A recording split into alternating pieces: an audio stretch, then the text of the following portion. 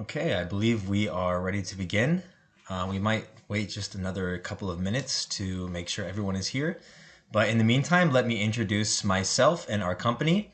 My name is Kevin Heinz, and I am the Senior Manager and Managing Editor at Essay Review, or as we're also known, WordVice Editing Services. And we edit all kinds of papers, research papers, clinical reports, manuscripts for submission to journals, journal cover letters and rebuttal letters, as well as any kind of course assignments for university or any other kind of academic paper that you can imagine. So our webinar today is about research writing, essentially. So I want to stipulate from the beginning that we're going to be talking about writing in general, academic writing. So this won't be focused on just a certain kind of paper, but on all kinds of academic writing, because we're going to look at the level of the sentence and within the individual paragraphs. And I'll probably repeat that a few times as we go along. So the first question you might be asking about this webinar is, why are we focusing on these specific sections, the introduction and discussion sections? After all, the research paper has more than 2 sections, right? Well, the reason for this is that the introduction and discussion and conclusion have the largest combined sections of most research papers. They encompass 40 to 50% of, at least, of the paper, whereas the results and the methods are significantly shorter. And in these sections, you will summarize the study, explain its importance and place in the field of study and the wider domain. So you're telling the reader a lot of information, both about what you found and why it's important. And because there's so much writing, these sections tend to be prone to language errors, as well as organization errors. And therefore, they're very difficult for a lot of ESL writers for this very reason. So if we look at the general structure of the paper, you can see that it is an inverse triangle at the beginning with the introduction. The introduction discusses what is known, and then what is unknown, going to a little bit more specific, which you're describing what your study intends to fill, and then the hypothesis, the methods, and the results. You can see these are the most essential, but the shortest amount, the most raw data section of your study. And then again, it broadens out to the discussion section and the conclusion, which focuses on wider issues, where you describe what your study means to the wider scientific community, etc. So in this lecture, we're going to discuss a few things, starting with some common writing mistakes, some categories, and you'll notice that we will discuss these mistakes throughout the lecture as well. And then we'll look at the introduction section in great detail, and we'll practice some specific sentences and form phrases, as I call them, in this section. And then we'll look at the discussion section and analyze this. And finally, we will spend about half an hour on common grammar and style errors in research writing in general.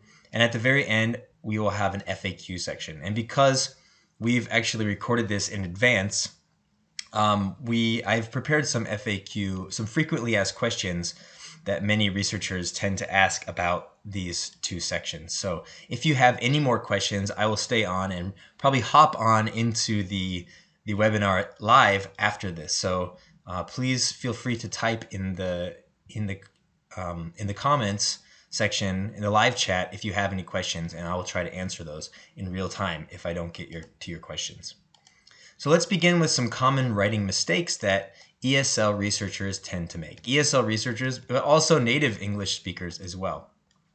Wordiness is a big one. Wordiness is something that all writers tend to do. Overuse of the passive voice, using too many prepositional phrases, and then using too many nominalizations, which is essentially a verb that has been turned into a noun plus another verb, and we'll discuss that later. So using too many words. Including irrelevant or redundant information, repeated words and phrases, or putting the wrong information in the wrong section, or including too much information, too many results, or too many methods, usually. Vocabulary issues. These are probably the most difficult to fix as a non-native writer, non-native speaker. It can include colloquialisms, non-academic language, and then simply incorrect terms. And you have grammar errors and those kind of issues as well. And then unnatural and awkward phrasing. So odd syntax, grammar, and style issues. So again, these are hard to fix, but we're going to show you some ways that you can identify the most common issues and then attempt to fix them with some techniques that we'll teach you. So let's begin with the introduction section. I want to talk about the function of the introduction, what it's doing, because if you know what it's doing, you can look at the structure and understand why it's built that way. And we can take each section part by part, and that will help us look at the form phrases, the template phrases that we can apply to individual sections.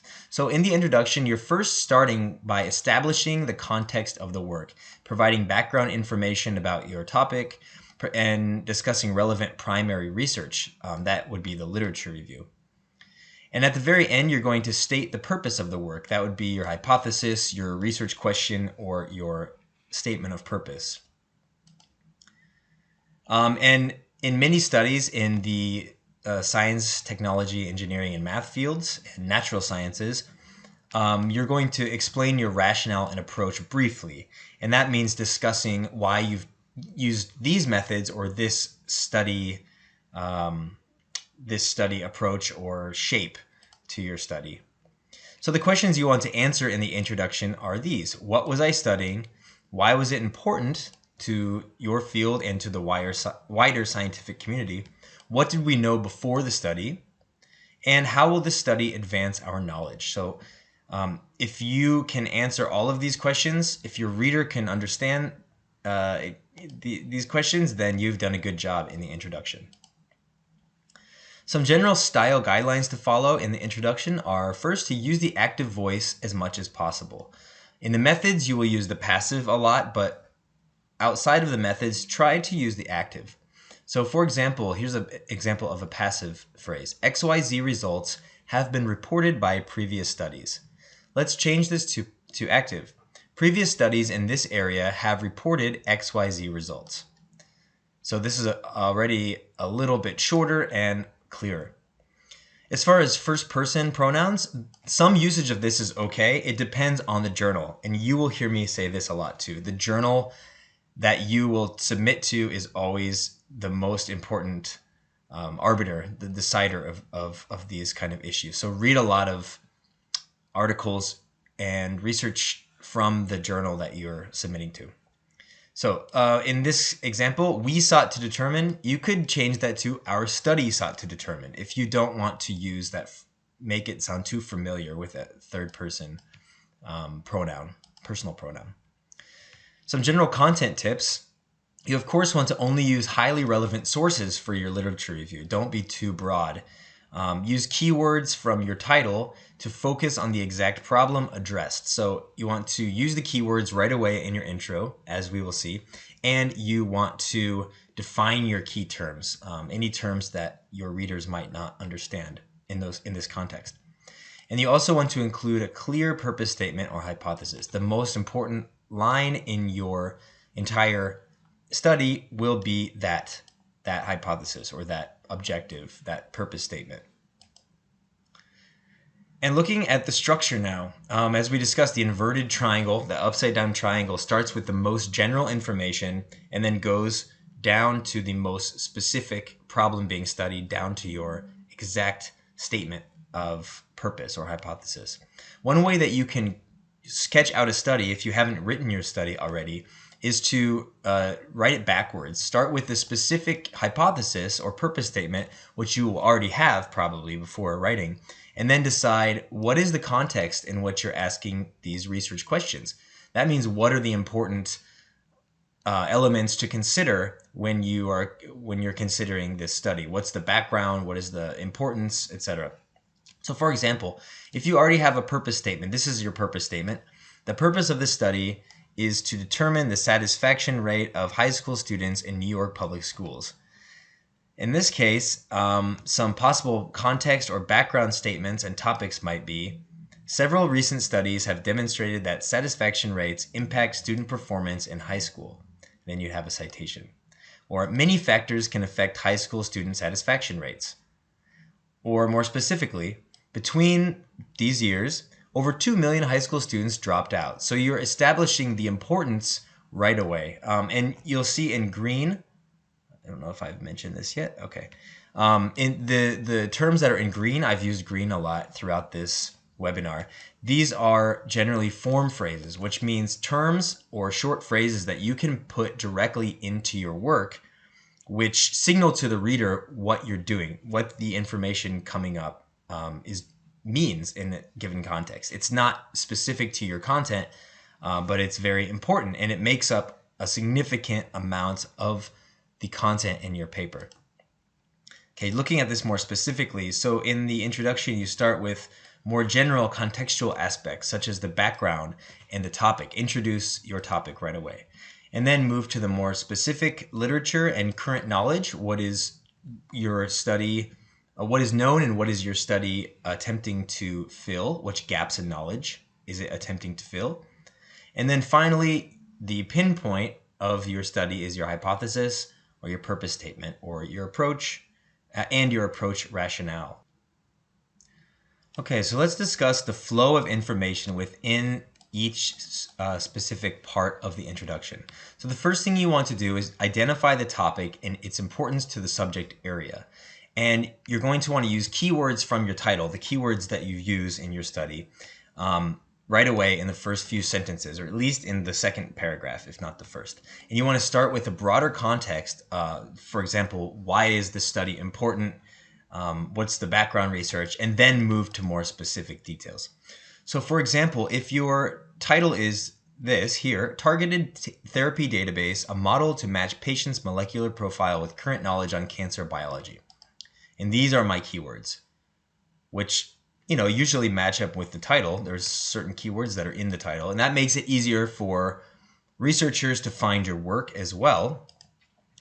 In the first paragraph, you can see in red the keywords I have highlighted, and in green are the form phrases. So you can see we've included cancer, early diagnosis, anti-cancer treatments, molecularly targeted therapies, targeted therapy, and so there's a lot of keywords stuffed into that first paragraph. You don't want to do it in an arbitrary way. It should be a way that makes sense, but you want to get at you want to establish the background on what your study is being built. So even though it's broad, you can still have that. It's all relative, right? You're not just talking about cancer in general. You might be talking about specific cancers or in cancer in a specific area or diagnosis or whatever your study. But actually, this author starts fairly broad.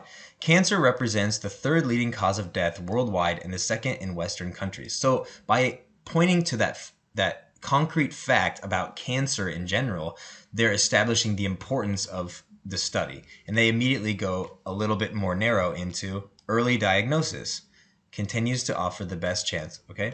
The efficacy of currently available anti-cancer treatments are far from satisfactory. So already they are establishing some problem. They're problematizing the lack of information about anti-cancer treatments or the lack of efficacy. Okay, so in this section, in all your paper, but especially right away in the introduction, you want to use more interesting and compelling language. So let's discuss language issues right away. You want to use active verbs and include a lot of concrete details. So a sentence like this is less interesting. A major cause of death in the US is heart disease. And I've highlighted is as an active verb, or not an active verb. More interesting would be nearly 25,000 people die from heart disease annually. We have a concrete fact, 25,000. Die, a little bit more active verb than is. And then annually is the range or how often. So this is already telling us more detailed information, and it's more interesting with this nice active verb. Here's another one, less interesting. A significant percentage of older people in South Korea have stomach cancer. What is a significant percentage? If we know this information, why not include that? Stomach cancer afflicts an estimated 10% of South Korean adults over age 50. So we have our stronger, more active verb here, afflicts, and then a more concrete detail, a statistic, 10%, and then we have our sample over age 50. So we've already narrowed this down a bit more. And a researcher using your work then can take this and cite it in their own study. Okay, we'll look at key terms and phrases for each section as well. So when you're establishing the topic and its importance, whether it's the disease, disorder, problem, the prevalence, the population, here's some useful verbs to use. In this case especially, afflict, affect, kill, die. These are these more active verbs I discussed. So, for example, several skin conditions are known to be associated with the acquired immune deficiency syndrome. Diabetes affects over 1 million people per year annually. Okay, so just make sure you're using the right verb, but there's a whole lot of strong verbs to use that are not just be verbs.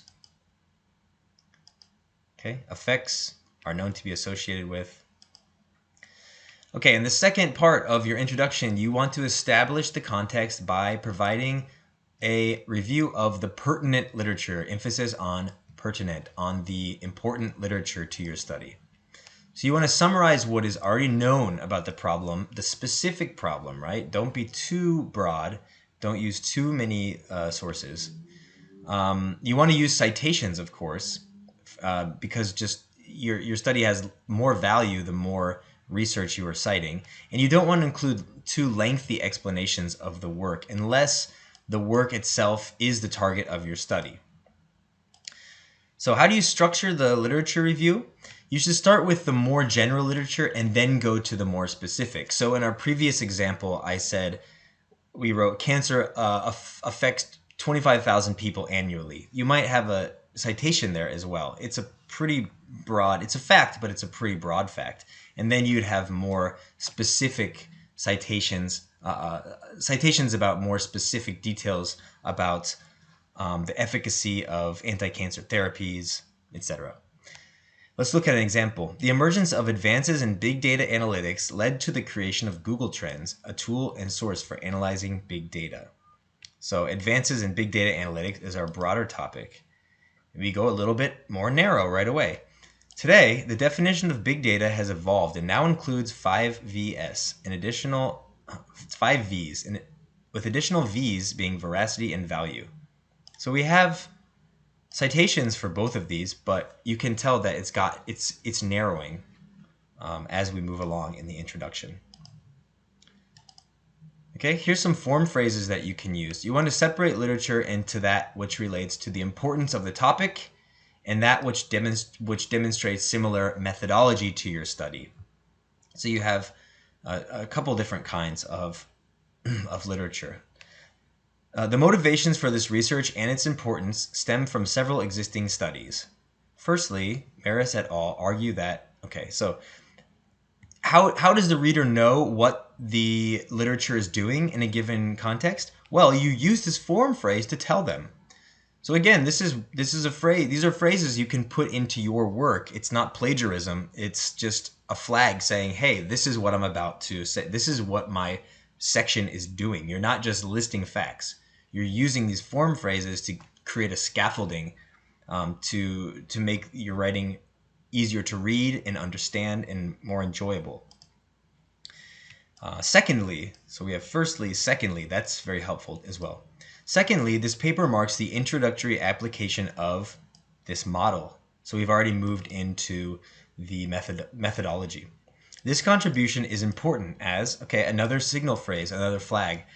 This contribution is important to this research. So that means that it's probably, your work might be grounded on this research, or it at least takes into account this methodological research that came before your study. Okay? And you want to make sure to define terms that are either unusual or highly specific to your subdiscipline or your topic area. You don't need to define common scientific terms. What is common? Your advisor, if you're writing a dissertation, your advisor might help you on that. Or you might just know from reading a lot of articles what is known to all and what is not. You can use multiple references in one citation. So in one parenthetical, you might reference several studies if they all support a general claim. You don't have to do each study separately. And that will save you some words to some word count. That'll decrease your word count. And you want to define the terms toward the beginning of the introduction. The term targeted therapy includes all those approaches that aim to tailor the therapy of the patient. Then you have all of these references listed. So obviously this is not a very specific claim. It's because you have all these studies supporting this general clarification, this general definition of targeted therapy. So this is one technique you can use, using previous studies to serve as a groundwork for your definition. Okay, when citing research and defining terms, generally you use the perfect tense to describe research that does not have a specific reference. And you'll use the simple past when you have a specific study. So let's look at this. General references use the perfect tense. So recent studies have shown a strong link between red meat consumption and heart disease. There's no reference here. There's no citation. Previous research, what can we use if we're using the verb reveal? What do you think? Has revealed a strong link between meat consumption and heart disease. You have identified the studies here, but you haven't pointed them out. So the perfect tense is still acceptable. But once you cite the study by name, or you cite the time or the place, then the simple past comes into play. Research conducted at Seoul Hospital, and you have the citation, drew a strong link between. Okay, how about this one? Kim drew, or in some journals, draws in some formatting, a correlation between.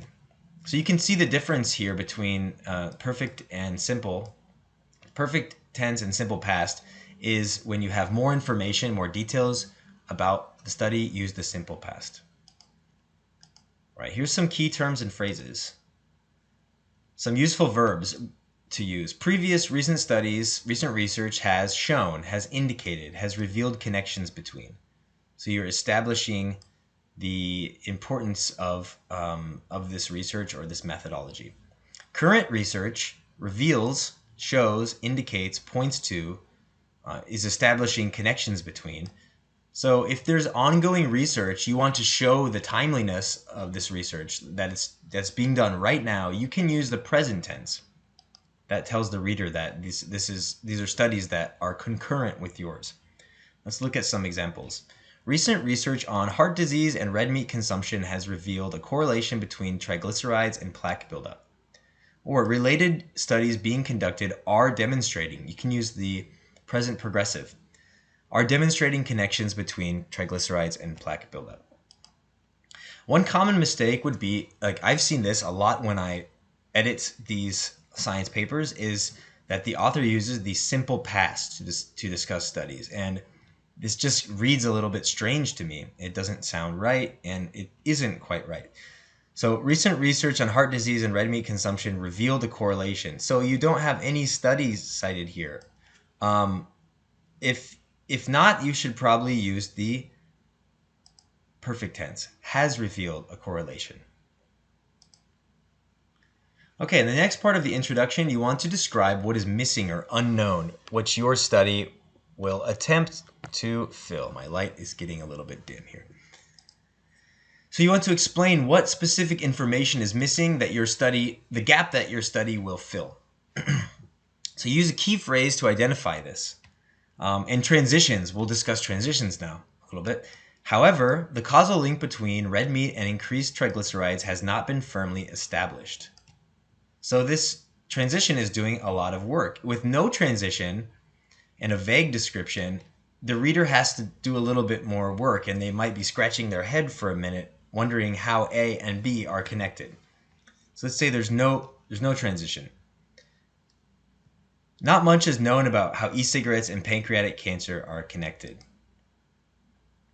However, a causal link between e-cigarettes and pancreatic cancer has yet to be firmly established. So the sentence that comes before this, I did not include one here, I apologize. But if there's a sentence before this and then no transition, no however, then the reader has to do the work of understanding how they relate to each other. So this transition, however, in this case, shows the juxtaposition, that there's a difference between the first sentence and the the following sentence. Okay, here's some more key terms and phrases for transitions. And you can find a lot of these materials about transitions, vocabulary, techniques, and a lot of other resources on our website atessayreview.co.kr. So you don't have to memorize these here. So however, but, although there has been significant research, then you can add a subject phrase. So however, the correlation between X has not been firmly established. So you can see this as a sort of template. However, the specific causes of X are unknown.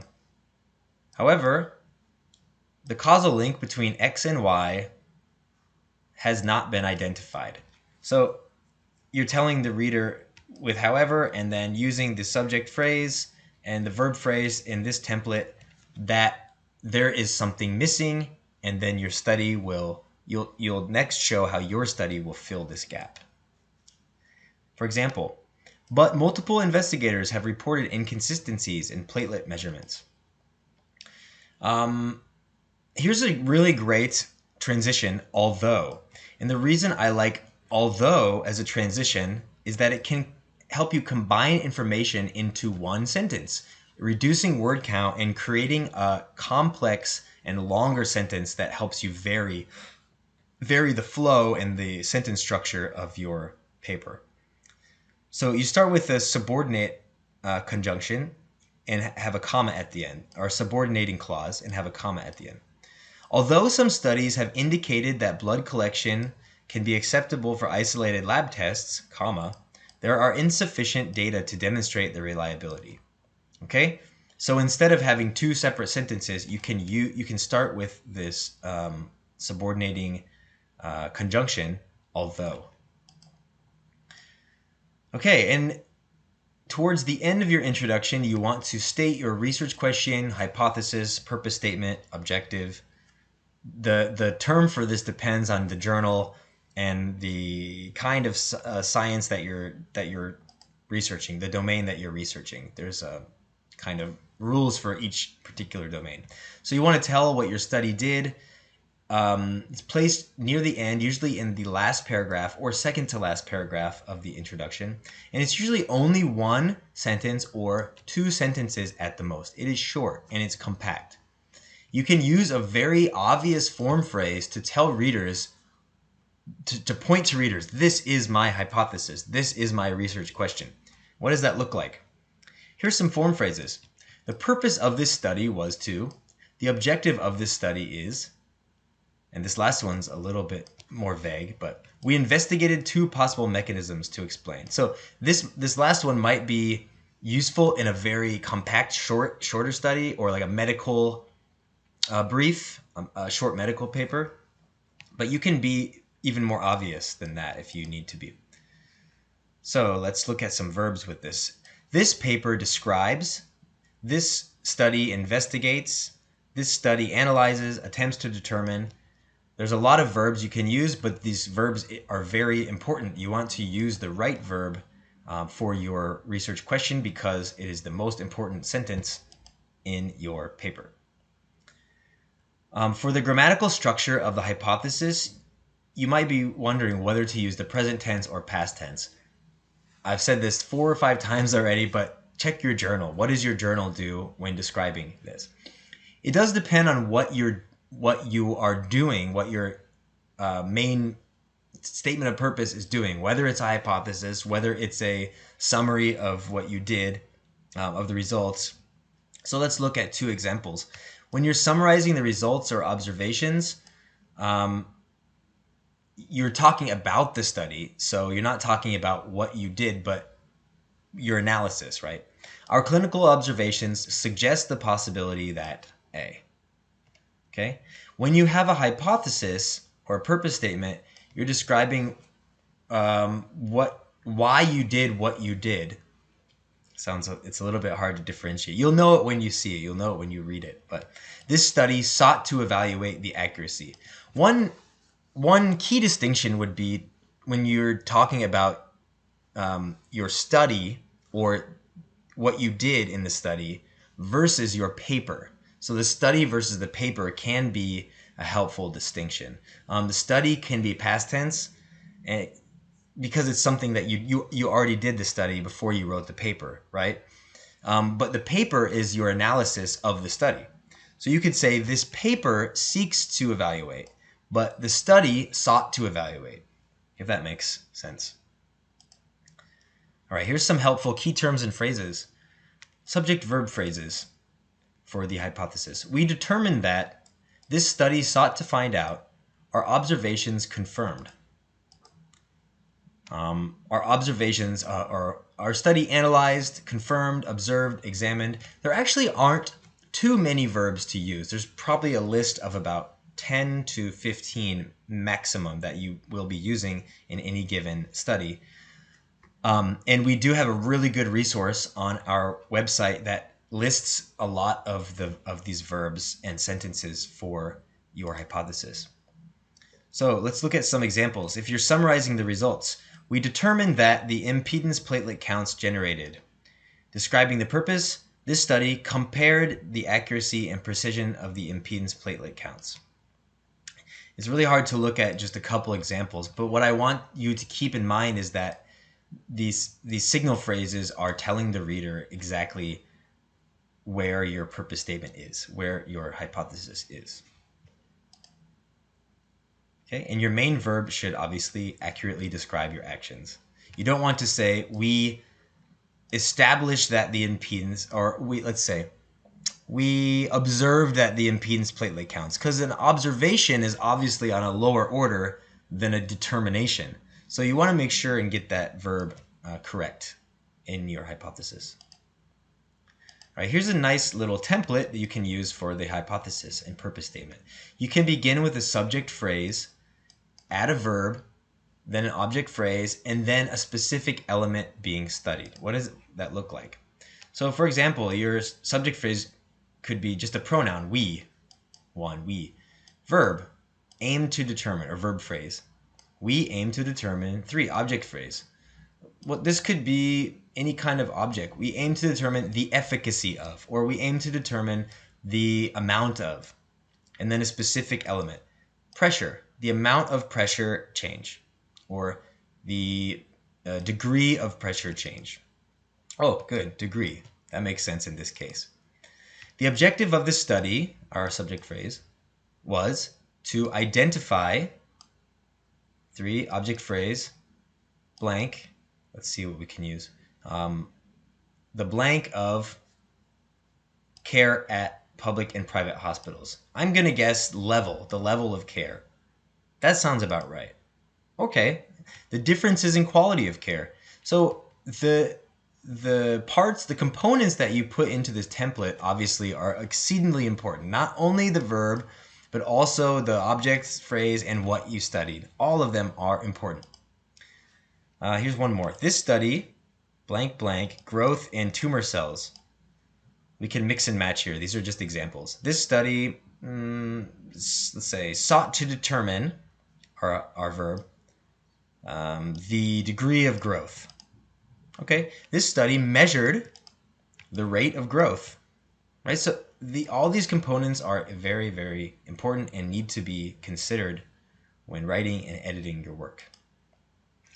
Okay, so following the statement of purpose or hypothesis, you can provide a brief statement or rationale. This does not need to be included, but if you think that your study, if you have a novel approach, or you might want to answer the question why you chose this approach, why is this approach better, what are the advantages of this model, then you can answer this here. So you don't want to discuss the detailed techniques or methods, but just briefly. This study uses methodologies not previously applied in studies of X. So whereas in these other studies that you cite, they use this method, your study does not use these methodologies. Unlike the Hampshire study, the current work employs a longitudinal study approach, eliminating the need for experiments on patients.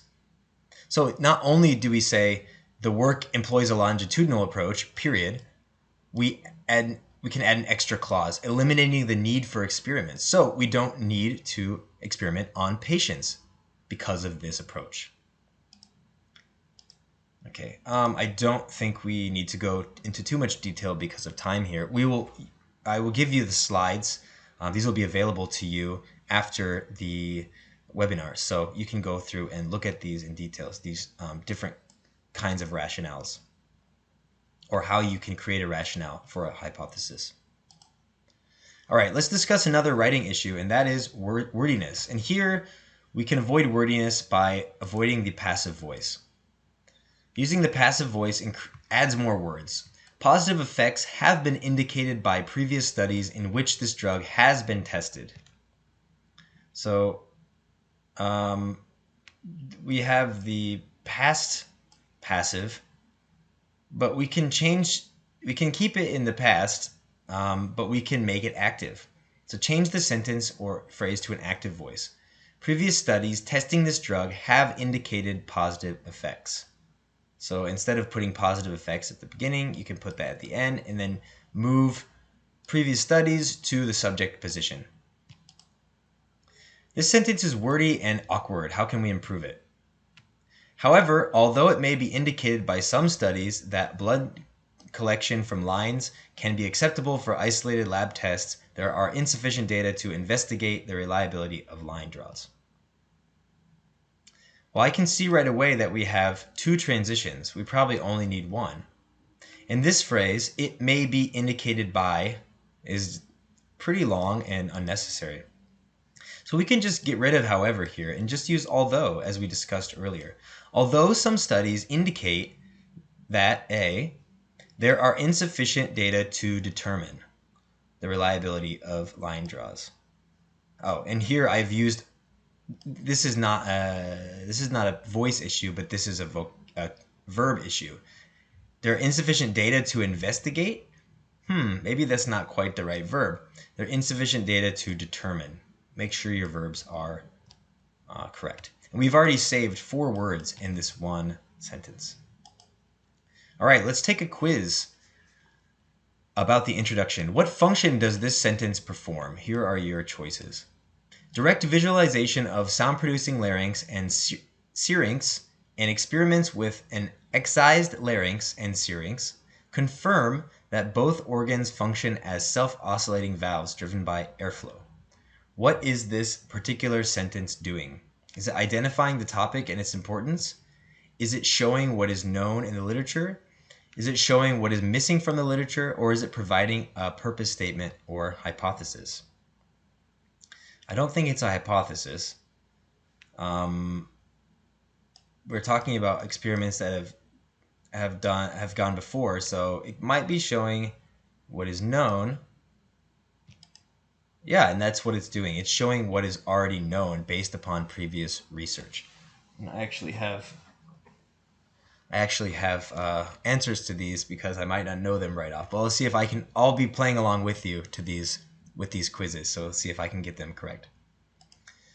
Okay, what is the best verb or verb phrase to use in this hypothesis example? Here's your choices. Accordingly, the aim of this study is to whether there exists a single forecasting model which can predict fashion consumer trends.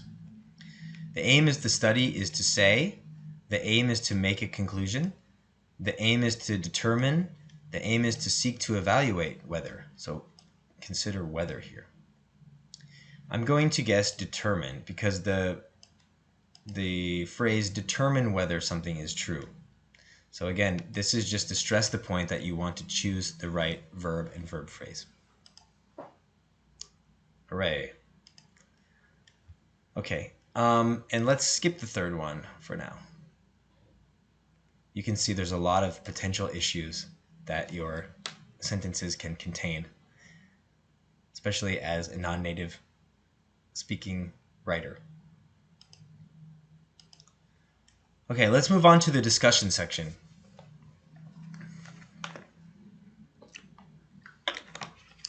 The discussion section, as we mentioned, is the final section, along with the conclusion, of most research papers in most hard science and engineering disciplines. However, some fields, such as engineering and computer science, do combine the results and discussion section into one. So this is not a hard rule. But the order will still be similar. So you have the individual result and finding being presented in the discussion or alongside the result if it's one section. What you're going to do here is interpret the results in light of what was known and explain new understanding of after your research. So you're going to summarize the process, results, and purpose, discuss the results in order in the discussion, and then provide details and interpret the results. Following this, you're going to discuss implications. What impact does your study have? What does it mean? And then limitations. How can your study have been improved? And then finally, you're going to suggest further research that might expand or clarify this work. That means discussing other methods that could answer related questions or other research that could fill in other little gaps that your study didn't quite fill because that wasn't how it was designed. And the final paragraph, the conclusion paragraph, can do a lot, right? It can summarize the importance.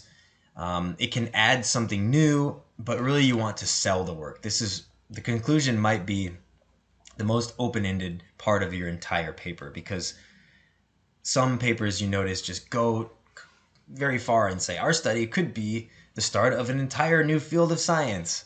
So you want to tell the reader why your study is really important. It's the last thing they'll read. Okay, so these are the questions you'll answer here. Do the results answer your hypothesis? How do you interpret your results? You're not just going to list your results, but interpret them. Are there any flaws in the design or approach of your study? Do the findings agree with the previous studies you cited, or are they different? What is our new understanding of the problem, and what would the next step be? That is why you discuss further research. So you want to answer all of these questions as much as possible. Concerning style, the style is quite similar to the introduction, happily. You're going to use the active voice as much as possible, although some passive voice could be okay if it doesn't add too many words. So let's look at another example of a passive voice being annoying or wordy. The disappearance or appearance of various polymers due to the amount affected by the fermentation process was implied by the result. Now, as we said, we can take what we have at the end and put it at the beginning. So this result implied that various polymers disappeared or appeared. So instead of disappearance or appearance, we can use the verb. And this is what is known as nominalization, which we will discuss a little bit later. Again, some use of the first person is fine, but only if it's clear and the best way of putting it. Our result of the increase in amplitude implies. Do we really need to talk about the results? No, we can simply start with the increase in amplitude. In general, you will use the past tense when discussing the results and the methods because it's what you did or what happened, and then use the present tense when discussing your interpretation or the implications of these findings. For example, the principal component scatter plot of figure 1D showed the best discrimination. This result indicates, present tense, that the method is more effective. In your structure, you want to begin by addressing the results. Depending on the length of your paper, you might have time to summarize what your paper is doing and summarize the introduction elements again, or you might want to start right away and interpret the results. So address, interpret the results. What do they mean? Compare the results to findings of other studies. Discuss what these studies, what these findings imply, and if there's any limitations to your findings, and then further research. You also don't want to cite. Oh, you want to cite external sources when needed. So when comparing to other studies, you can bring in new sources. You can discuss the ones you brought up in the introduction, or you can discuss new sources here if needed. And you can use subheadings to organize the section if your journal allows that. So here, as opposed to the inverse triangle in the introduction, we have the good old regular triangle, starting from the most specific to the broadest, beginning with the interpretation of the results, comparing to other findings and the implications, limitations, to further research and conclusions, the more broad, less detailed material. Okay, so let's begin. You begin by interpreting the results. We are going to skip the part of many discussion sections that sort of rehash the introduction and restate what your study is doing. Start with the interpretation. So beginning with the subheading makes it very clear to the reader which result you are discussing. You want to make sure that you present the results in the same order. So you have result 1, interpretation, discussion 1. Result 2, discussion 2. And you can separate these by paragraphs is usually the most natural way. You don't want to simply restate the results, but bridge them. You can almost restate them, but use these signal phrases, these form phrases, to show why they're important or how they fit together. Let's see what that means. So here's a example subheading. So if you can, in your paper, if you're allowed, include a heading, interpretation of selective evolutionary pressures. Now the reader knows what you're doing here. You're interpreting. The results presented here provide 2 findings that enhance our understanding. First, the physical and computational models. Second, okay, so what has the author done here already? They have started out with this topic introductory sentence that tells the reader exactly what they are doing. They're going to talk about 2 findings, and then they structure this in a way that allows the reader to see them separately. And I want you to see, regardless of what domain you're from, whether you're in engineering or computer science or biology, you need to understand that the paragraph is a self-contained entity. It almost always has a topic sentence with evidence or details beneath that. So as long as you can understand how paragraphs function, especially in the discussion section, then that will help you write better papers. And again, this green is the form phrases, right? You can just put them into your writing as needed. Okay, so discuss your main findings and details. So let's look at an example from biochem. And this, I've separated these into different parts, but this is actually one paragraph.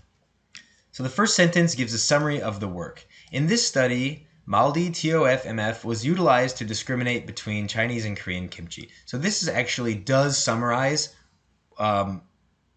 This does actually take something that from the introduction, but just briefly. And then you go to main finding number 1. As shown in Figure 1, 3D, PCA scatter plots showed the variance of Chinese and Korean kimchi samples. However, PCA did not reveal clear relationships. So you notice that the author points to the figure, points to the finding, but they do a little bit more work with it by discussing what that means. So PCA did not reveal clear relationships. That's not a main finding, that's an interpretation of the finding. And then they discuss further details. In this paragraph, the principal component scatter plot of kimchi samples after 4 weeks of fermentation showed the best discrimination, and they point to their result. So this is a value judgment, right? They're telling the reader, the reader could ostensibly look at the results and say, this one shows the best discrimination. But that's the point of the discussion. You're telling the reader, you're saving them time. So here in your interpretation, you're giving these analysis, these conclusions. All right, let's look at a sociology paper. And this is social sciences, but the same rule applies. Restate the purpose of the research. Adoption from care has not been experienced equally. The paper illustrates how birth parents. Okay, so there's a resummation of the paper. And then findings. Poverty and associated factors such as ABC are a daily reality for a number of birth parents.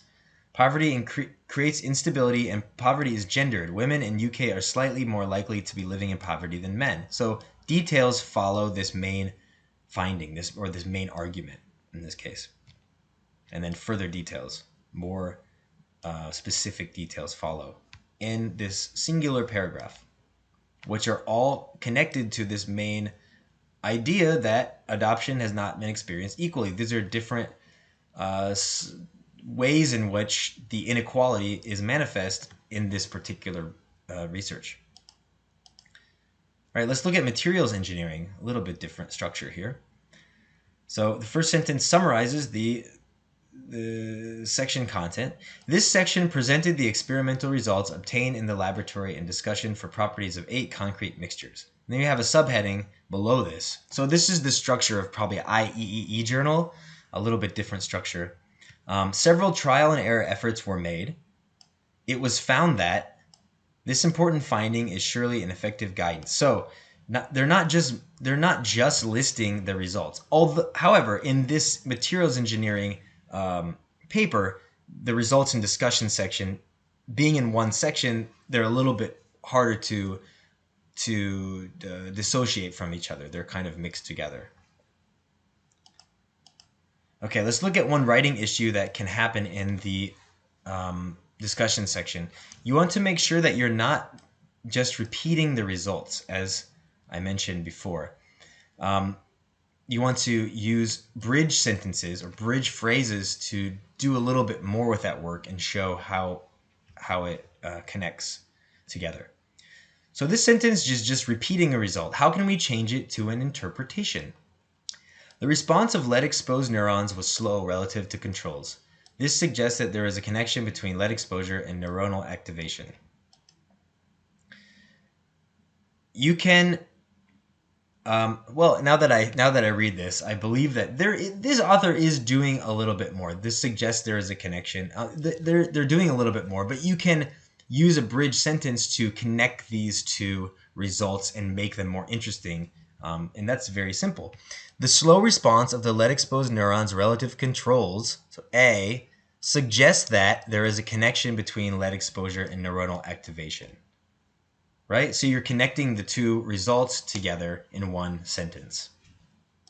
High-level discussion writing. Here's some useful verbs to create a bridge sentence. Suggests, implies, entails, establishes, is more relevant, reveals. Reveals a connection between, entails a disparity, means that A is greater than B. So these are very useful verbs for creating these connections. And again, you can find these verbs and these templates in our materials on our resources page.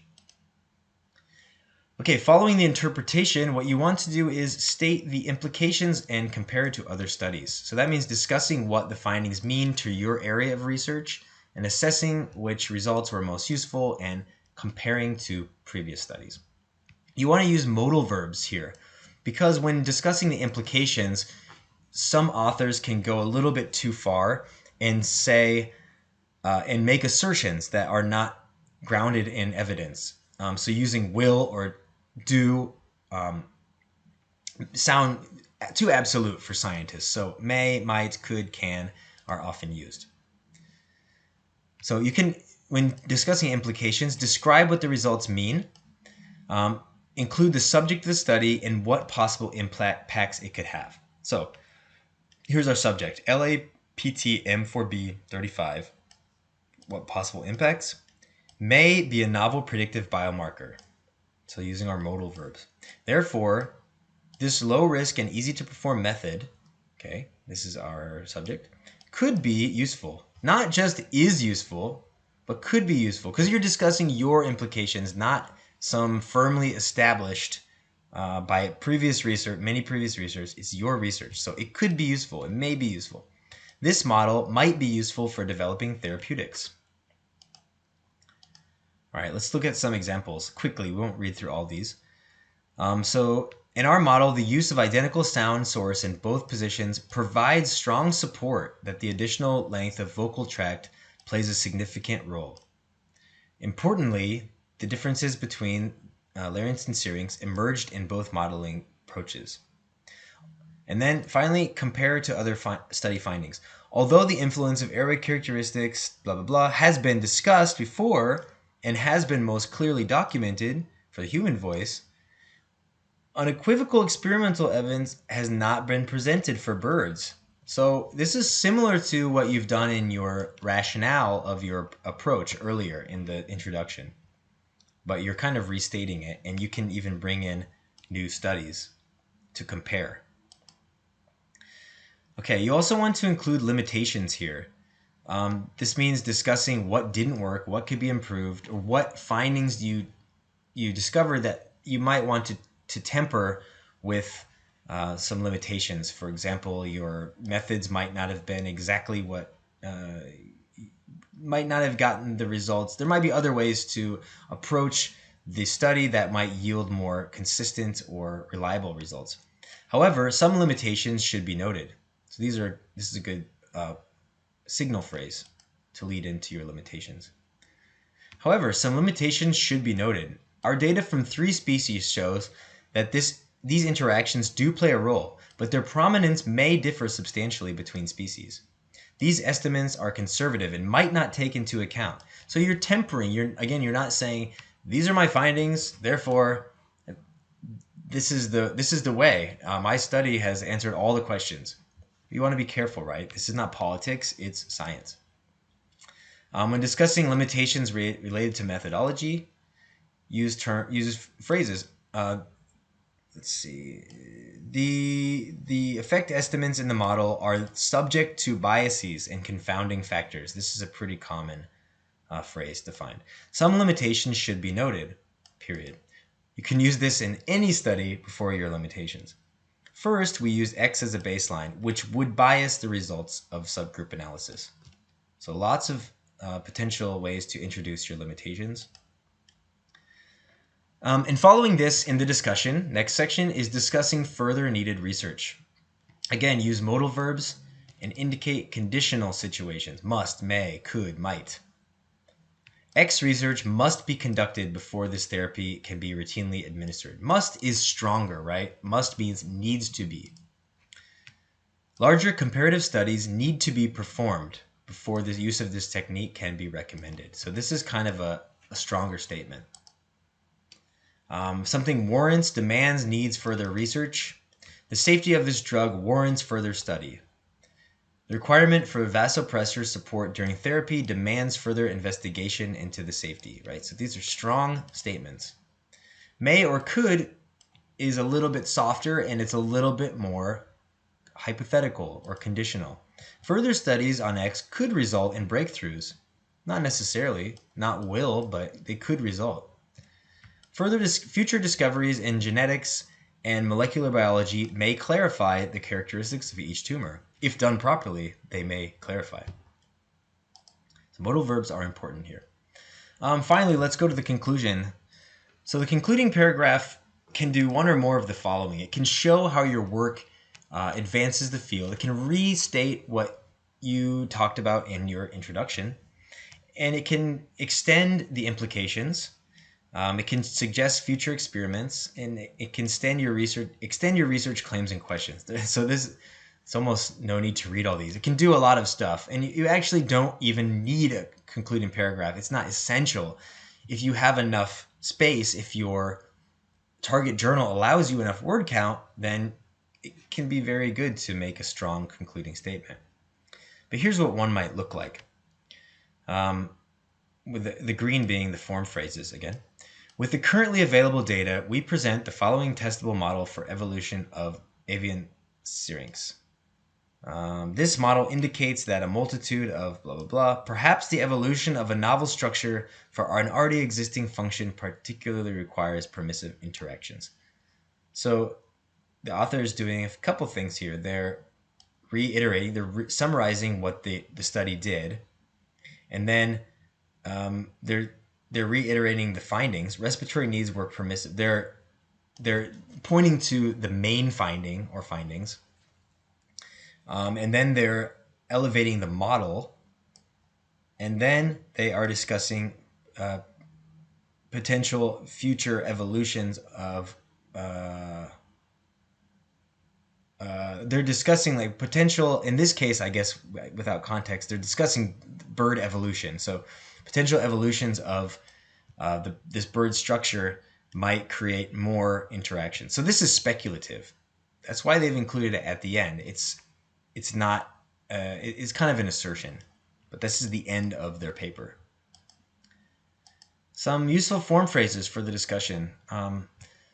If you want to state the results expected, these results are in line with the study's hypothesis that it was hypothesized that X, and these results reflect this hypothesis. So this is if the results are what you expected in your hypothesis. If the results are unexpected or interesting, this finding was unexpected and suggests that X. One unanticipated finding was that X.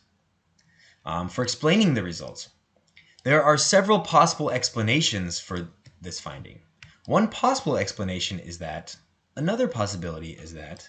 So this is, you're doing a lot of work, not just listing the results, but explaining. When referencing literature and comparing, this result has not been previously described.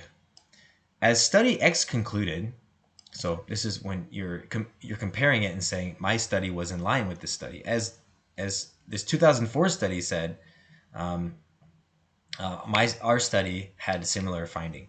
These findings are consistent with the previous research. And if you can say that, that's a good thing. It might not be the most novel statement, but it's good if your research is consistent with previous findings.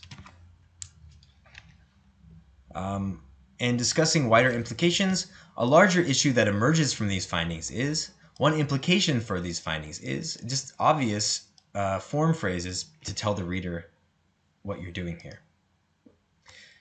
Limitations. The study has some potential limitations. The scope of these findings might be limited in application. When suggesting further research, at present, several questions remain unanswered. A further study with more focus on X should be done to investigate Y. And then finally, concluding, further studies that account for these variables need to be undertaken, period. This paper argued that X was important in determining Y. Summary. You can find all of these form statements, once again, on our website atessayreview.co.kr. We have a PDF that you can download and print off and take with you when you write. You can use these form phrases in your papers. All right, let's discuss the vocabulary issue, using the incorrect verb. And again, this is very difficult to use the correct verb, and I'm going to give you one very fun way to find out how to choose a better verb. But let's just look at this example first. So it says verbs, incorrect verbs, and awkward phrasing. The existence of stereotypes raising the possibility that pathogen-triggered mechanisms results in diverse B lymphoproliferations. Other research must be done in this area. There's one grammar issue. There's some style issues. So we want to correct the tense first. So raising is not right. We want to use modal verbs instead of strong verbs here, because this is the implications, and we want to use more academic vocabulary. So the existence of this raises, not raising, and then may result in, it might, not necessarily. Other research, no. Further research, additional research, must be conducted, must be done, must be conducted. What is the difference between done and conducted? Well, one of these is more English and one is from the Latin. One comes from the German and one comes from the Latin. So as a rule of thumb, the Latin verb is the more academic. And that's just a rule of thumb in academic writing. So let's do a couple quiz questions very quickly. Which is not a purpose of the discussion section. to explain the results of the study, to critique and justify your methods, to discuss the implications and suggest further research, or to describe how you prepared the materials. Each one should be pretty simple. And it is D. Your discussion section does a lot of things, but it doesn't discuss how you prepared the materials. You can reference the materials as well as the findings, but you're not going into great depth about this because that would be redundant. Which writing issues does this sentence contain? In this study, we have investigate the highly complex and dynamic behavior of signaling centers. We think that these differences in ETA regulation may reflecting differences in the balance. Is it wordy? Are there grammar or formatting issues? Is it redundant or irrelevant in its content? Or is it improper or non-academic? I believe there's 3 correct answers here, if I remember. Let's see here. We have investigate. That seems to be a grammar issue. We think that. That seems to be, there could probably be a more academic term. We think that these differences in EDGAR regulation may reflecting. That's not how you use a modal verb. We have the modal plus the infinitive phrase. So may reflect, right? So I think we have a few issues here. Grammar and improper or non-academic terms. We have investigated. We believe. Not we think, we believe. These differences may reflect. All right, let's discuss some useful transitions. I may need to skip a bit of the writing issues that we were to discuss, but that is okay because you can find all of these in these materials which we will send to you, which will be available to you. So transitions, as we have seen, are very important. I want to give you some of the most commonly used ones, especially in the introduction and discussion sections. So therefore means for this reason. Therefore is very good. Make sure you don't use it too often. Because it's a very strong one, and it can signal to the reader the connection between A and B. Because A, B is true. The study sample was too small. Therefore, a Kolmogorov-Smirnov test was used. We use this because the sample is too small. And look at the general rule of punctuation is it's usually, if not always, followed by a comma. Thus means in this way. Use a comma or no comma. Similar rule to therefore, but it's looser. You don't need a comma. But the patients were put into 3 rows. Thus, the tests were conducted. So it doesn't have the same definition as therefore. So be careful when using thus as therefore. Try to use it as in this way. So thus, in this way. However, on the other hand, however is always followed by a comma. And however is good at showing contradictory information. So the patients were intubated. However, they remained conscious to assess verbal recognition. So it provides a caveat or a kind of an oppositional qualifier of the foregoing sentence. Furthermore, additionally, this is a better way to say also, right? This is also true. But instead of also, use additionally, furthermore. It is always followed by a comma.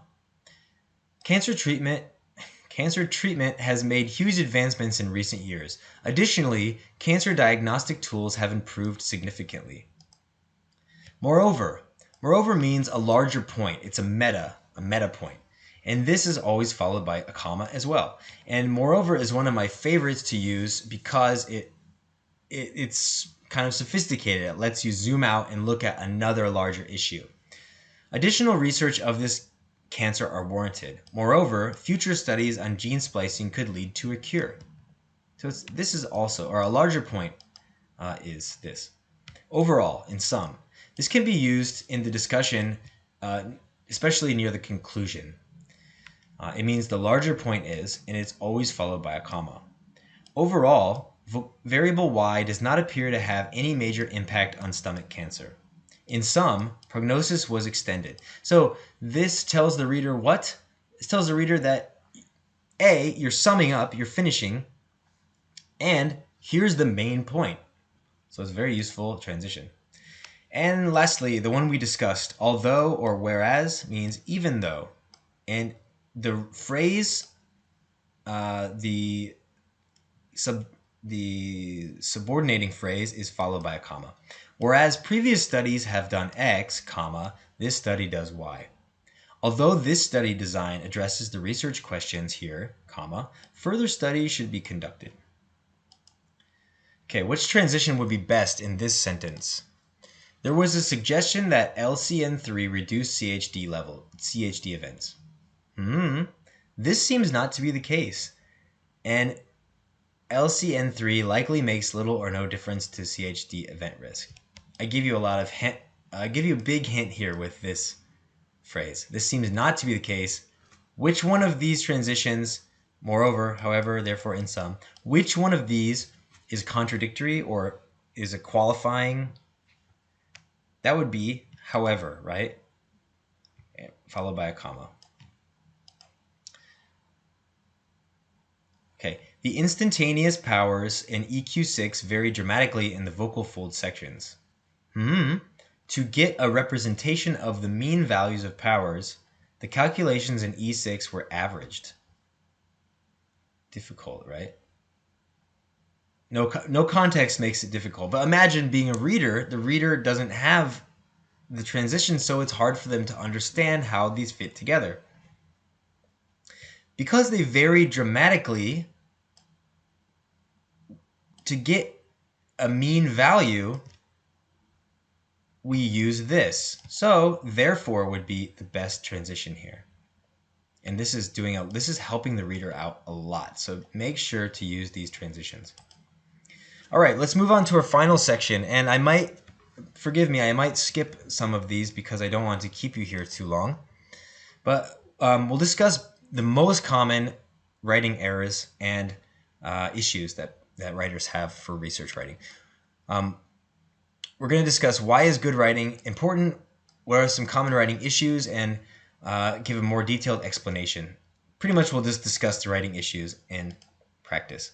So why is good writing important? First of all, you can get rejected from journals if you do not have strong writing skills. Even if you just make a lot of grammar errors, your study could be rejected. So you want to make sure that your grammar, punctuation, and mechanics are flawless. And these are some common errors: determiners, punctuation, subject-verb agreement, and verb tense. These are objective errors.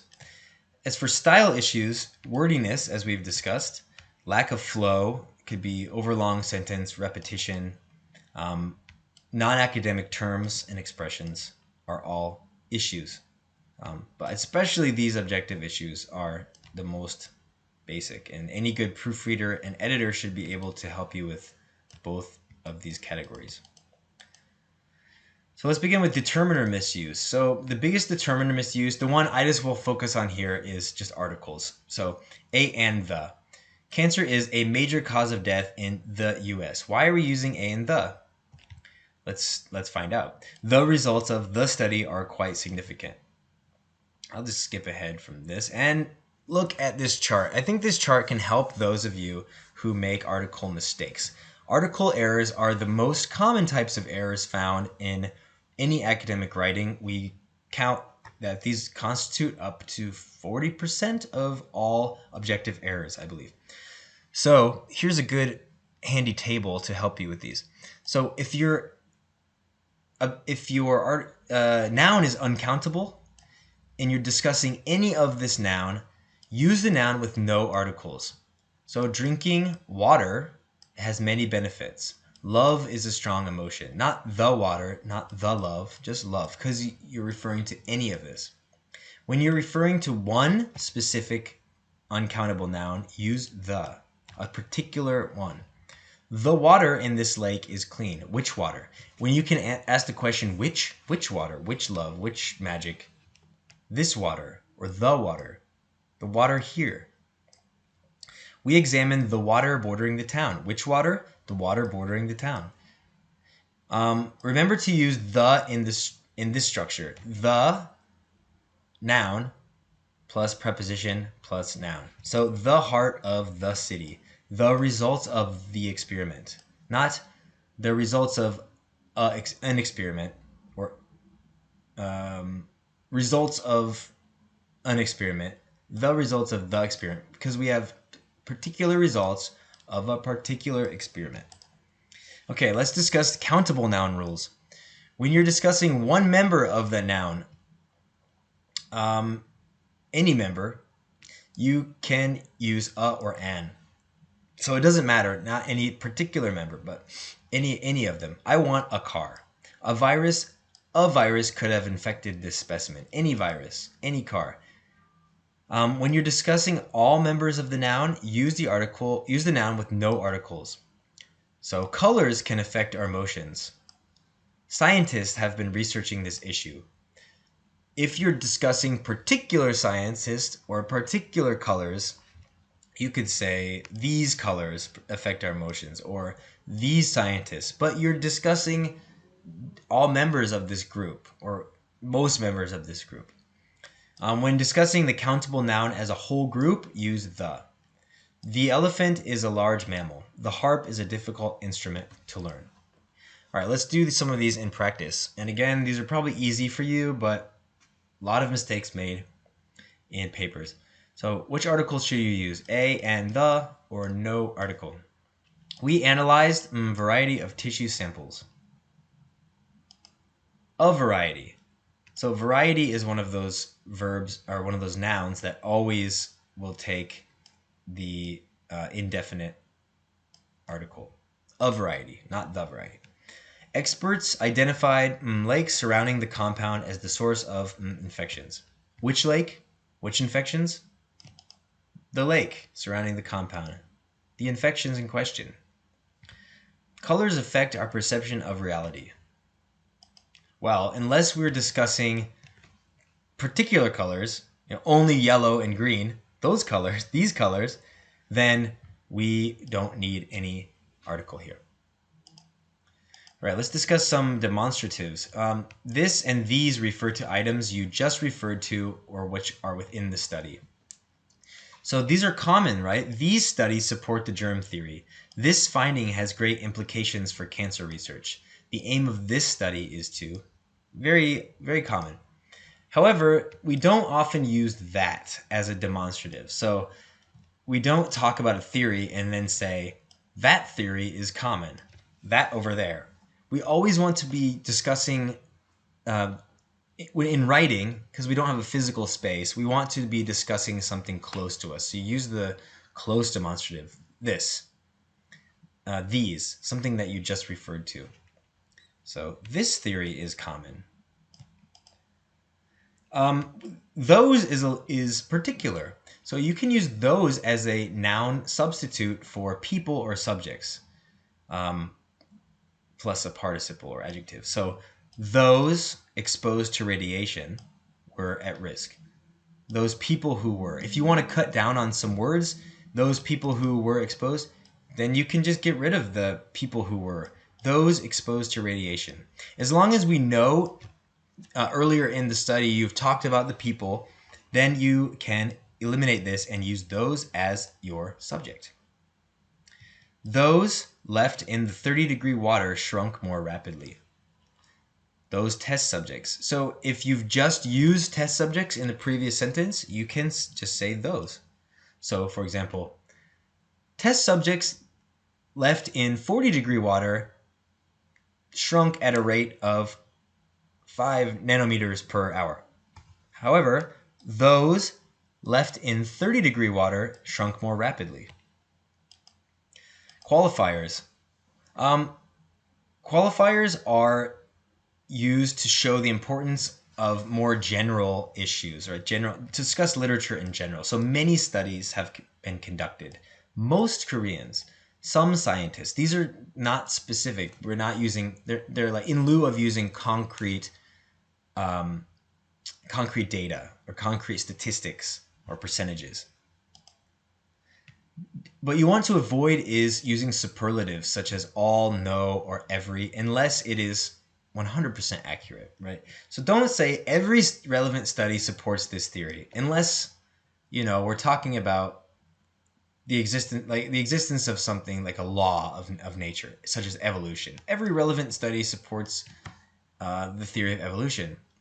But in most cases, your study you want to say, be more careful. The vast majority of relevant studies support this theory. You also want to know the meaning between few and a few. What's the difference? They look the same. However, they have some different connotations. Few usually means not very many or not enough to be significant. So for example, few relevant studies support this theory. That means you're discounting the theory somewhat. It means this study has almost no support. Few studies support this, so we're not going to consider this. However, a few means some or several, which also means more than none. So that means it could be relevant. Let's not discount it entirely. So a few relevant studies support this theory. This means this study has some support. So this is in context, it just is more to do with the connotations of what you're trying to say. You're trying to say this is not important. You might say few studies entertain this theory. But when you're saying a few, you are saying let's not discount this. Okay, so which demonstrative or qualifier should you use? Few, most, these, those. Results have several implications for this field. These results. Since studies come to the same conclusion, further research must be conducted. Since few studies come to the same conclusion, right? Not many, not enough studies. We need to do more research. Interested in becoming scientists should study diligently. What happens if we delete this? Interested in becoming scientists? We can use those. Those should study diligently. Sounds odd without context, but those interested. Those people, I'm sorry, we have already eliminated the phrase. So those people who are interested in becoming scientists. Those interested. Polar bears are not native to most continents. Not every continent. They're not native to every continent, right? They're not native to most continents. All right. Let's discuss some common mechanics mistakes. There's many common mistakes, but these are some of the most. Don't start a sentence with a numeral. Never in a scientific paper. 45 students, write out the number. 45 students. If the number is more than 3 words to write out, then it might be smarter to move the numeral somewhere else in the sentence and rephrase the sentence. Capitalizing common words. Do not capitalize common words. So this research project, capitalize, was supported by the Seoul Metro government. You got that backwards. Use the lowercase letters for common nouns and capitalize proper nouns. So this research project, it's not a name. It's not a particular project that's being named. So you don't need to capitalize it. However, Seoul Metropolitan Government is the proper name, is a proper noun. So we should capitalize this. And then incorrect spelling goes without saying. Check your spelling, use Grammarly, use spell checks, use Microsoft Word. Okay, subject-verb agreement is very important and very common mistake. So a subject and its verb have to agree in number. So this is incorrect. The causes of this disease is bad diet and lack of exercise. What should we use instead of is? Well, this is plural, so the verb should be are. The causes of this disease are A and B. For compound subjects, a scientist and a doctor. Compound means two subjects that act as one, but they're plural. So a scientist and a doctor works. No. The verb is plural because we've used and. So 1 + 1 = 2. Scientist and a doctor work in this office. The study's findings presents several implications. What has the author done here? They've used study as this subject with presents. However, findings is the subject. So the study's findings present several implications. All right, we can skip this. And we'll skip this, but we'll look at it quickly. So you can decrease the words in your paper to make the writing more compelling. As you can tell, as we noted, there's a few ways to decrease the words, and this first paragraph, which does the same thing as the second, is 56 words, whereas the second one is 47 words. And what we've done here mainly is decrease nominalizations and repetitions. Repetitions, just getting rid of the stuff that's repeated. Nominalizations, let's discuss that now. So a nominalization is a meaningless verb, meaningless, doesn't do much, plus a nominalization, which is a noun that has been created by a verb. So you want to get rid of the meaningless verb and change the nominalization into a verb. What does that mean? So let's look here. Joe will conduct research. Conduct is the meaningless verb. And research is the nominalization, right? We've turned research into a noun. Research is actually a verb, right? It's a verb and a noun. But why don't we just use it as a noun? Joe will research. So in many cases, you can make your sentences shorter and stronger by decreasing these. And it's okay to write these sometimes. It's okay to conduct research, but if you're doing it all the time, it can weaken your writing. The board will make a decision next week. That's a common way to say, but why not say the board will decide? It's a stronger way. You're using the verb decide prominently, and it's stronger. The approval of the plan was given by the committee yesterday. The committee approved the plan yesterday. Much better, because this is passive. Their interpretation of the implementation of the Institute's program was insightful. Let's change insightful to an adverb.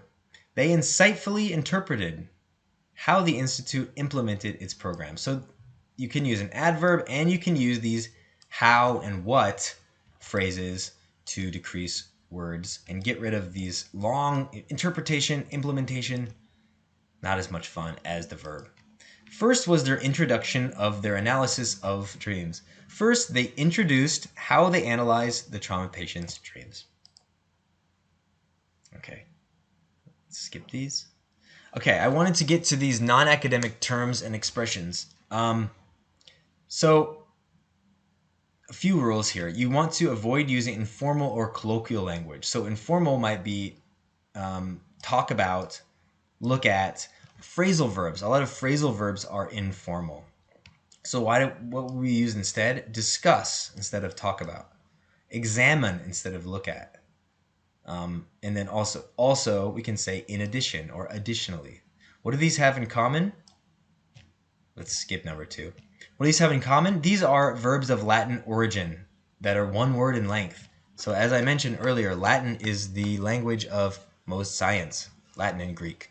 So let's look at the English equivalent and then the English, but with the Latin root. So look closely at, examine, analyze, think about, consider, talk about, discuss.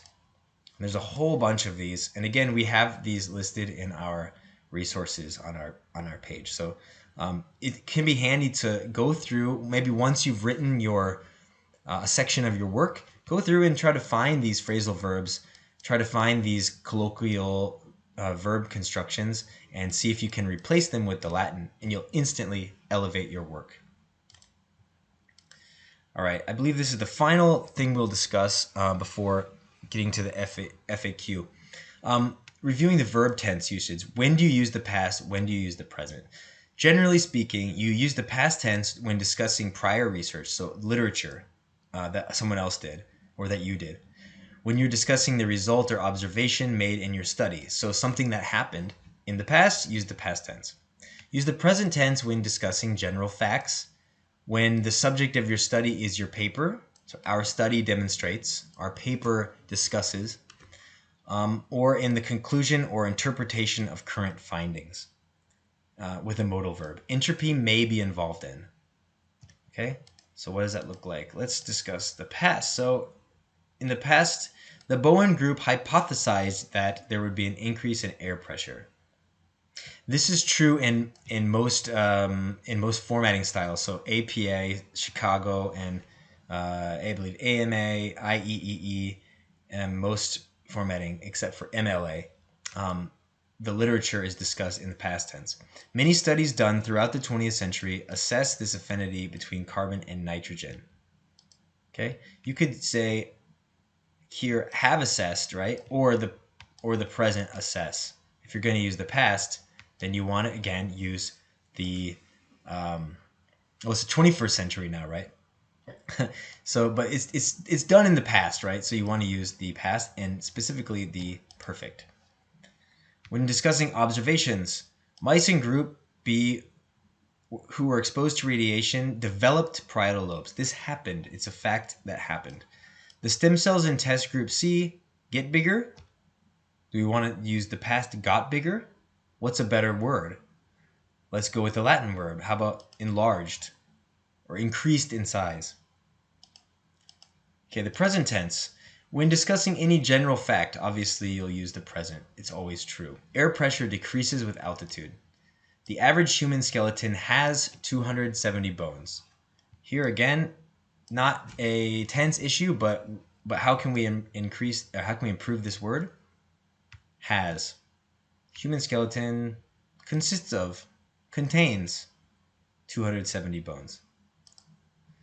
When the subject of the sentence is your work, the study confirms previous findings. So you're discussing your work. Our research indicates. This is like an interpretation of the work, right? In the discussion section. The interpretation of current findings. Comorbidity seems to be a factor. Nothing wrong with seems. This is present, but what's a better word? Appears. Pretty similar, actually. Not all words are. There's not always a right and wrong choice. The results of past studies are made stronger by this evidence. This is clearly too many words, right? We can decrease at least one word and use a more academic verb. Are strengthened by. So we can still use the passive voice. Again, it's not wrong to use the passive voice in every case. Okay, just to look at the submitted work. So if you submit your work to us, this is an abstract, you might get it returned like this with the track changes on. So what you don't see here are the comments on the side that the editor has included, which are explaining to you what they've done here. So they might be explaining why they've added this transition or deleted certain terms or added certain punctuation. So we'll give very, very thorough editing for any kind of academic work. We have editors in nearly 1,000 subdisciplines, I believe. So regardless of what work you are doing, we can probably find an editor for you. So again, most times when we do these webinars, people do not ask questions directly. So if you have a question, you can type it below, and I will either try to answer by writing, or I will jump on the chat. But I want to answer a couple main frequently asked questions first. So regarding the introduction section, many people ask, how do I know where to state my hypothesis or statement of purpose? Well, we discussed where to state it. Generally, you state it near the end of the introduction, often as a topic sentence of the final paragraph. However, the best way to find out where to state your hypothesis or objective or purpose statement or research question is to read articles from the journal. Read at least 5 to 10 articles from your target journal and see where those authors put it. How many sources should I cite in the literature review? Great question. Very much depends on the length of your study, the breadth of and scope of your work, and how much room you have to write. What's the word count maximum? But you probably want to cite at least 3 or 5 additional studies for background and then 1 to 2 studies for methodology. So you don't want to be relying only on one study, but you don't want to use tons of studies. However, you can, as we showed, you can cite many studies in one citation if they support a general claim, and therefore you're not taking up a lot of space. You're just going to have to list them in your references, which can take a lot of time. Okay, regarding the discussion section, how many results should you discuss in this section? You want to discuss all relevant major findings, but not too many. So one rule of thumb is to ask yourself, if does the question and does this result help answer your research question? If so, then include it. If it doesn't help you answer your question, if it's extra, then don't include it. If you think it's still interesting, an interesting finding, you can use an addendum or an extra page to include these extra results. And again, follow your target journal. Should I mention other studies in the discussion section? Yes, of course. Mention other studies that support or counter your study's findings. This back and forth, this dialogue of the discussion is what makes research interesting, right? It's not Research isn't done in a vacuum. It is part of a context, a blanket, a palimpsest of many other studies. And so engaging with this previous research makes your study more interesting and your paper more interesting. Okay, so if there are further questions, I'm going to jump on. If not, then I will continue and just show you some of the universities that we currently partner with in Korea, and we actually partner with several universities in other Asian countries and in at least one in the Middle East as well. So if you are interested in receiving academic editing, contact us for partnership or just directly. We can edit any kind of paper. We have hundreds of capable editors that are PhDs and masters in many fields. And if you are just looking for good resources on how to write better academic work, then please visit our website. In our English site is actually wordvice.com, and our Korean site isessayreview.co.kr. We also have a ton of instructional videos, many with my face on it, on YouTube as well. So make use of our resources and then come to us for academic editing. Thank you very much for attending this webinar, and send us a message if you want to hear any more specific webinars in the future. Thank you very much. Bye-bye.